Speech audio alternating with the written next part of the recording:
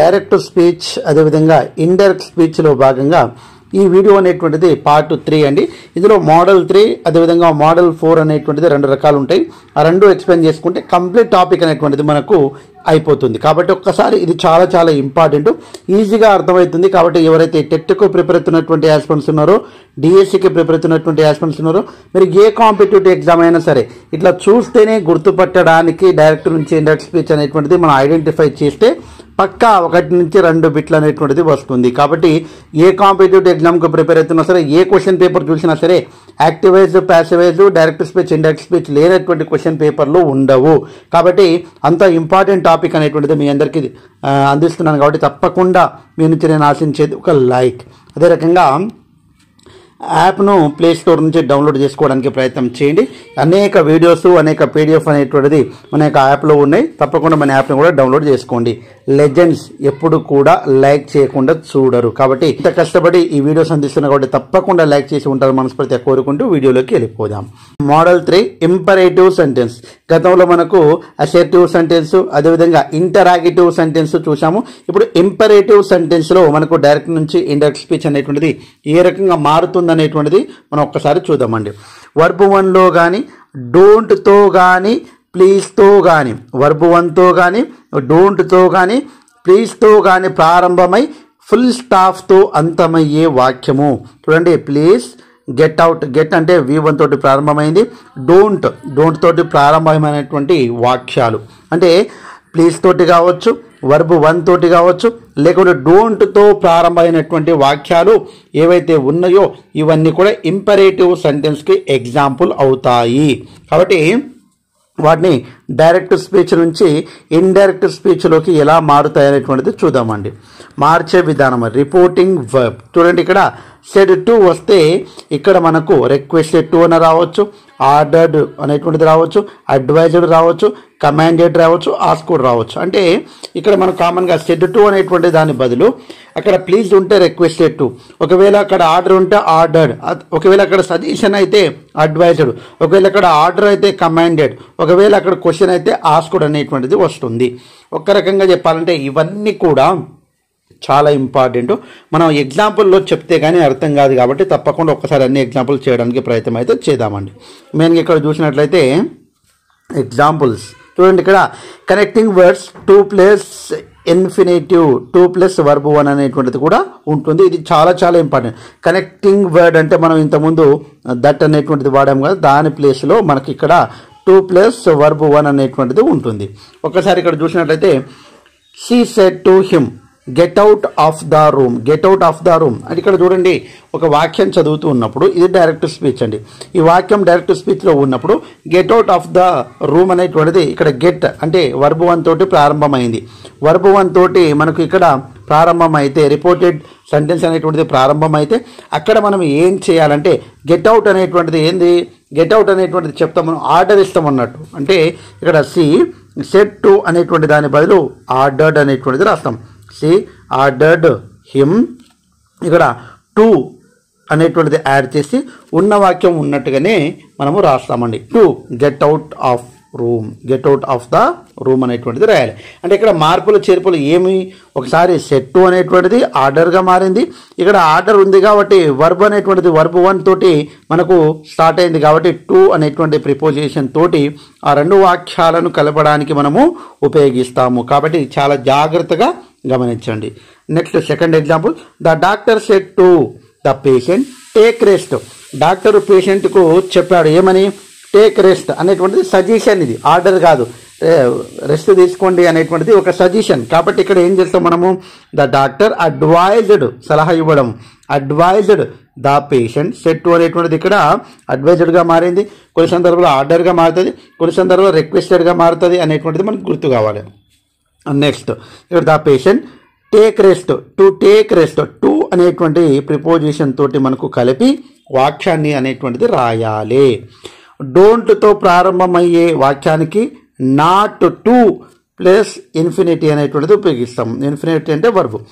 Not, don't అనేటువంటి వాక్యం వస్తే నాట్ టు అనేటువంటిది ఉపయోగిస్తాము. ఎగ్జాంపుల్స్ చూద్దామండి. The examples, the visitor said to them please take me to the office. The visitor ఇక్కడ ప్లీజ్ అనేటువంటి వచ్చింది కాబట్టి రిక్వెస్టెడ్ అనేటువంటిది రాస్తాం. ఇక్కడ చూడండి షెడ్ టు బదులు రిక్వెస్టెడ్ దెమ్. తర్వాత ఇక్కడ ప్లీజ్ అనేటువంటిది ఉంది కదా, ఆ ప్లీజ్ని తీసేస్తాం. తీసేసిన తర్వాత ఏం చేస్తాము, టు అనేటువంటి ప్రిపోజిషన్ తోటి కలిపి టు టేక్ మీ అన్నాడు. మీ అనేటువంటిది ఏ రకంగా మారుతుంది, అతను అంటే ఎవరైతారు, హీ కాబట్టి ఇక్కడ హిమ్గా మారుతుంది. కాబట్టి హిమ్ టు ద ఆఫీస్ అనేటువంటిది జరుగుతుంది. కాబట్టి చాలా జాగ్రత్తగా ఇక్కడ గమనించాలి. ఇక్కడ చూడండి మళ్ళీ he said to her SIT here. He said to her SIT here అనేటువంటిది ఇచ్చాడు. ఇక్కడ కూర్చోండి అనేటువంటిది ఆర్డర్ చేసిండు కాబట్టి మనం ఇక్కడ రాద్దామండి హీ. తర్వాత సెట్ టు అనేటువంటిది ఏమవుతుంది, ఆర్డర్డ్. He ordered. తర్వాత హర్కు హర్ రాస్తున్నా. తర్వాత ఇక్కడ సిట్ హియర్ అనేటువంటి కాబట్టి టు సిట్ హియర్ అనేటువంటిది ఆన్సర్ అవుతుంది. ఈ రకంగా ఇంపరేటివ్ సెంటెన్స్కి సంబంధించినటువంటి అనేక ఎగ్జాంపుల్స్ ఉన్నాయి. అవన్నీ చేయడానికి ప్రయత్నం అయితే చేయండి. ఇవన్నీ కూడా చాలా చాలా important. Third one, the doctor said to the patient don't smoke. చూడండి డోంట్ స్మోక్ అనేటువంటిది ఏంటది, advice. The doctor advice the patient. Don't అనేటువంటిది ఎప్పుడు వచ్చినా not to smoke, not to అనేటువంటిది రాయాలని ఇందాకనే రూల్ చెప్పిన. డోంట్ ఎప్పుడు వచ్చినా నాట్ టు అనేటువంటిది రాయాలి. The judge said call the witness. The judge అనేటువంటిది జడ్జి గారు పిలుస్తారు కాబట్టి the judge ordered to call the witnesses. కాబట్టి ఇక్కడ చూడండి టు కాల్ ద విట్నెస్. తర్వాత the officer said to the peon. The officer ప్యూన్కు చెప్తాడు ఏమని, ordered come early, to come early. చాలా ఈజీ అండి ఇవన్నీ కూడా. ఒకసారి మీరు the officer said to the peon don't అని వస్తే not to come late again అనేటువంటిది వస్తుంది. She said to him dash post this letter. కాబట్టి సి చూడండి ఇక్కడ సి పోస్ట్ దిస్ లెటర్ అనేటువంటిది. షీ ఆస్క్డ్ హిమ్ టు అనే ప్రిపోజిషన్ తోటి రాయాలి. ఇప్పుడు మనకు అర్థం కావాల్సింది ఏంటంటే ప్లీజ్ తోటి కానీ గెట్ అంటే వర్బ్ వన్ తోటి కానీ లేకుంటే డోంట్ తోటి కానీ ఏదైనా వాక్యాలు వస్తే అది ఇంపరేటివ్ సెంటెన్స్కి సంబంధించింది. అక్కడ ఆర్డర్డ్ కావచ్చు, రిక్వెస్ట్ కావచ్చు, అడ్వైస్ కావచ్చు, ఆస్క్డ్ కావచ్చు, కమాండెడ్ అనేటువంటిది రావడానికి అవకాశం అయితే ఉంది. చాలా జాగ్రత్త. The commander said to man. The commander said to don't అన్నాడు. The commander commanded the man. ఇక్కడ చూడండి డోంట్ అన్నాడు. ఏం చేయాలి ఇక్కడ మనము, నాట్ టు అనేటువంటిది రాయాలని చెప్పినాం. కాబట్టి the man not to shoot the bird అనేటువంటిది రాయడం అనేటువంటిది జరిగింది. నెక్స్ట్ మోడల్ 4 చూసినట్లయితే వెరీ వెరీ ఇంపార్టెంట్. ఇది కూడా exclamatory sentence, very very important. Exclamation sentence అంటే మనకు ఎక్స్క్లమేషన్ మార్క్ అనేటువంటిది ఈ రకంగా ఉంటుంది. ఆశ్చర్యం, సంతోషం, దుఃఖం మొదలగు భావాలు తెలియజేయు వాక్యాలు ఇందులో ఎక్స్క్లమేటరీ మార్క్ అనేటువంటిది ఉండును. How big the elephant is అనేటువంటిది ఇక్కడ మనకు ఆశ్చర్యార్థానికి సంబంధించినటువంటి ఎక్స్క్లమేషన్ మార్క్ అనేటువంటిది ఇవ్వడం జరిగింది. Hurray exclamation mark. What a beautiful flower the rose is. ఇవన్నీ రిపోర్టింగ్ వర్బ్ సెడ్ అనేటువంటిది ఎక్స్క్లైమ్డ్ ఆర్ వండర్డ్ అనేటువంటిది వాడాలి. సెడ్ అనేటువంటిది ఎక్స్క్లైమ్డ్ కావచ్చు, వండర్డ్ కావచ్చు. ఇక్కడ కనెక్టింగ్ వర్డ్ దట్టే ఉంటుంది. కామన్గా చూసినట్లయితే ఇండైరెక్ట్ స్పీచ్లో కొటేషన్స్ను తొలగించాలి మరియు ఇంటర్జెక్షన్ అలాస్ హుర్రేను తొలగించాలి. చాలా సింపుల్ అండి. He shed. చూడండి షెడ్ బదులు ఇక్కడ ఆశ్చర్యార్థకం వస్తేనే మనం ఏం రాయాలనుకున్నాం, మనం వండర్డ్ అన్నా ఎక్స్క్లైమ్డ్ అనేటువంటిది అన్న రాయవచ్చు. ఇక్కడ ఎక్స్క్లమేషన్ మార్క్స్ ఉంటేనే ఎక్స్క్లైమ్డ్ అని గుర్తుపెట్టుకోవాలి. ఈ చూడండి హీ ఎక్స్క్లైమ్డ్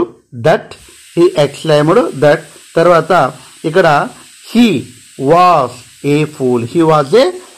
ఇక్కడ హీ వాజ్ ఏ ఫూల్ ఎందుకు అవుతుంది, హీ అనేటువంటిది ఇక్కడ వాడాం మనం కాబట్టి ఇక్కడ ఐ అనేటువంటిది ఏ రకంగా మారుతుంది, హీగా మారుతుంది. తర్వాత ఐఎమ్ అనేటువంటిది ప్రజెంట్ కంటిన్యూస్ కాబట్టి ఏ టెన్స్గా మారుతుంది, పాస్ట్ కంటిన్యూస్గా మారుతుంది. పాస్ట్ కంటిన్యూస్ టెన్స్లో మనకు హీకి ఏం వాడతాము, వాజ్ వాడతాం కాబట్టి హీ వాజ్ ఏ ఫూల్ అనేటువంటిది ఆన్సర్ అవుతుంది. మళ్ళీ జాగ్రత్తగా గమనించండి, చాలా జాగ్రత్తగా చాలా మెల్లగా 1-2 సార్లు వినడానికి ప్రయత్నం అయితే చెయ్యండి. He said how selfish I have been. Exclamation mark ఉంది కాబట్టి ఎక్స్క్లైమ్డ్. హీ ఎక్స్క్లైమ్డ్ దట్ కామన్గా. తర్వాత ఇక్కడ సెల్ఫిష్ ఐ అనేటువంటిది ఇచ్చిండు. ఐ అనేటువంటిది ఏ రకంగా మారుతుంది, హీ అనేటువంటిది ఐగా మారడం అనేటువంటిది జరుగుతుంది. కాబట్టి ఇక్కడ హీ రాసినాము. ఐ హ్యావ్ బీన్ అన్నాడు. ఇక్కడ ఐ హ్యావ్ బీన్ అంటే ఏంది, ప్రజెంట్ పర్ఫెక్ట్ కంటిన్యూస్ టెన్స్. కాబట్టి పాస్ట్ పర్ఫెక్ట్ కంటిన్యూస్ టెన్స్ అనేటువంటిది subject plus had been plus తర్వాత అది వస్తుంది వర్బ్ ప్లస్ ఐఎన్జీ ఫామ్. కానీ ఇక్కడ ఇచ్చిండా చూడండి, he exclaimed that he had తర్వాత బీన్ వెరీ సెల్ఫిష్ అనేటువంటిది ఇచ్చిండు. కాబట్టి చాలా జాగ్రత్తగా గమనించండి. నెక్స్ట్ చూసినట్లయితే ఎగ్జాంపుల్స్ చూద్దామండి. హీ సెడ్, హీ ఎక్స్క్లైమ్డ్, ఎందుకంటే ఇక్కడ మనకు ఆశీర్వాదానికి సంబంధించిన గుర్తు ఇచ్చిండు కాబట్టి హీ ఎక్స్క్లైమ్డ్. తర్వాత with a sigh that he was, చూడ ఐఆమ్ అన్నాడు, ఇక్కడ హీ ఉంది కాబట్టి హీ వాస్, తర్వాత రైండ్ అనేటువంటిది ఇవ్వడం అనేటువంటిది జరిగింది. Next he said hurray I have own the first prize. Okay, he exclaimed. తర్వాత దట్ ఇక్కడ విత్ జాయ్ అనేటువంటిది ఉన్నా ఉండకున్నా ఏం కాదండి. ఓకే, కాబట్టి హీ ఎక్స్క్లైమ్డ్ దట్ ఐ అన్నాడు. ఇక్కడ ఐ అనేటువంటిది హీ అనేటువంటిది ఐగా మారుతుంది. ఎక్స్క్లైమ్డ్ విత్ జాయ్ దట్ అనేటువంటిది ఉంది. ఇక్కడ ఐ అనేటువంటిది ఏ రకంగా మారుతుంది, హీగా మారుతుంది కాబట్టి హీ. తర్వాత present perfect tense past perfect tense కాబట్టి subject plus had plus V3 అనేటువంటిది ఉంటుంది. కాబట్టి హ్యాడ్ V3 ప్లస్ ద తర్వాత దట్ హీ తర్వాత హ్యాడ్ రాసాం, తర్వాత V3 అనేటువంటిది రాశామండి. ఇక్కడ చాలా జాగ్రత్తగా గమనించండి. నెక్స్ట్ థర్డ్ వన్ చూసినట్లయితే the frog said what a feast it is అనేటువంటిది ఎక్స్క్లమేషన్. ద ఫ్రాగ్ ఎక్స్క్లైమ్డ్, తర్వాత దట్ రాస్తున్నాము. తర్వాత ఇక్కడ చూడండి ఇట్ రాస్తున్నాము. తర్వాత ఈజ్ అన్నాడు. ఈజ్కి ఏమవుతుంది, present continuous tense past continuous tense కాబట్టి వాస్ ఏ గ్రేట్ ఫీస్ట్ అనేటువంటిది రాయడం జరుగుతుంది. ఇవి మనము డైరెక్ట్ స్పీచ్ నుంచి ఇండైరెక్ట్ స్పీచ్గా మార్చినటువంటి విధానము. చాలా వాక్యాలు ఉన్నాయి, అవన్నీ కూడా ఎగ్జాంపుల్స్తో సహా మనం చెప్పుకున్నామండి. దీనికి సంబంధించినటువంటి మన యాప్లో మీకు ఫ్రీ టెస్ట్ అనేటువంటిది ఎగ్జాంపుల్స్ ప్రీవియస్ బిట్స్ అనేటువంటిది ఉన్నాయి, ప్రాక్టీస్ బిట్స్ అనేటువంటివి ఉన్నాయి. అవన్నీ కూడా మీరు తప్పకుండా చూడడానికి ప్రయత్నం చేయండి. మన ఛానల్ని మీరు లైక్ చేసుకోండి, మన యాప్ని మీరు డౌన్లోడ్ చేసుకోండి. అన్ని ఫ్రీ క్లాసెస్ కూడా ఉపయోగించుకోవడానికి ప్రయత్నం చేయండి. ఇలాగే మరికొన్ని వీడియోస్ కావాలంటే మీరు కామెంట్ చేయాలి. మీ కామెంట్ను బట్టి మరో టాపిక్ అనేటువంటిది స్టార్ట్ చేస్తాను. Thanks for watching. All the best. Bye. See you.